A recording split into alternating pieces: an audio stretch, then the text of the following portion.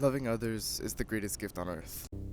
The most important thing in your life, whether you like it or not, is people. People that love you, people that don't love you, people that are around you, people that determine what your job is. It always comes back to people. We made this world. And you benefit the most from a human relationship when you can really connect with them. When you feel like your souls are intertwined or whatever, you know what I mean. Like you have this sort of feeling of connection that goes beyond just being close to them or being in love with them or whatever. There's like something about two people being very soul bound, I suppose. And it doesn't have to be from another life. It doesn't have to be forever. It doesn't have to be whatever, but for a while, for a couple years, for a couple months, if you can be like soul bound with someone, you've achieved, in my opinion, the maximum of human connection.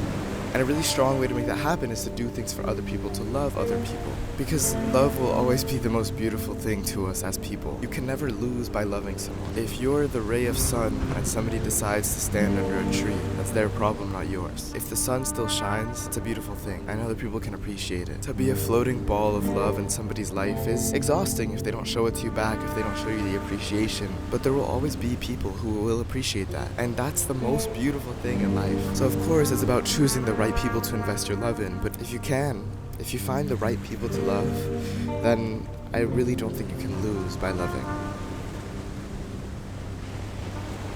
When people talk to me about their problems, they often talk to me about how they can trust people less now. They can trust people less than when they were kids. They've been hurt. They're more wary of certain situations. And of course, I understand that fundamentally, and we've all been through that. But something about teaching a lesson of mistrust is so sad. Like, isn't it sad when people learn to not trust other people?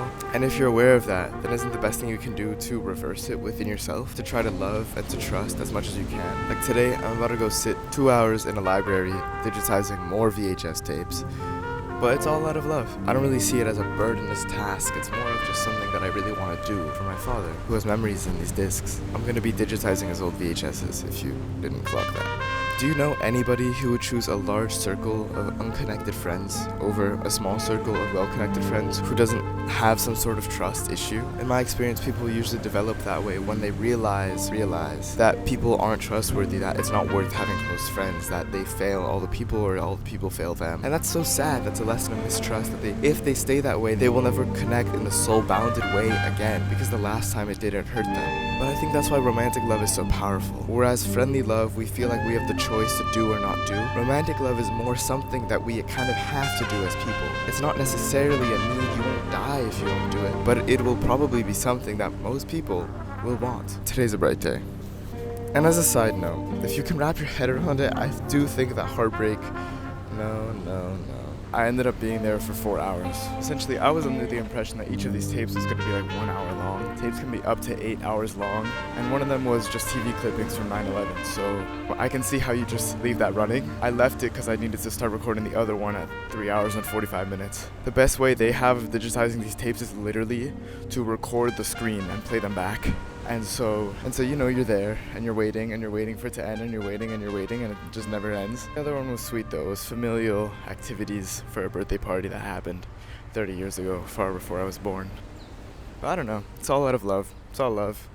I found things to do while I did it. I watched the World Cup. I read a little bit. I listened to music. If you can find things to do that make your time loving other people, the things that you normally wouldn't want to do, tolerable, then that's the best thing you can do for yourself, and other people will really appreciate that. Because I know for a fact if I didn't do this, it wouldn't get done for years until we had much better technology to do it. Tonight looks rough to get a video out, so I'm going to try to edit it before the night. I'm going to a comedy club, so if nothing else, then I'll see you tomorrow. I don't know what tomorrow's lesson will be yet. The idea for today, and always remember, is to love others. Peace out. Goodbye. Have a good one. I hope you learned something. This is something I didn't mention in the video recording, but I also only ate a banana today and nothing else, and now it's 6 p.m. And apart from that, and it was also really cold, and I was wearing a thin short sleeve shirt and nothing on top. So, pretty horrible conditions to be in. But it's summer. We enjoy our day. I'm enjoying being outside. I'm gonna enjoy the comedy club. So, I'll see you. Bye.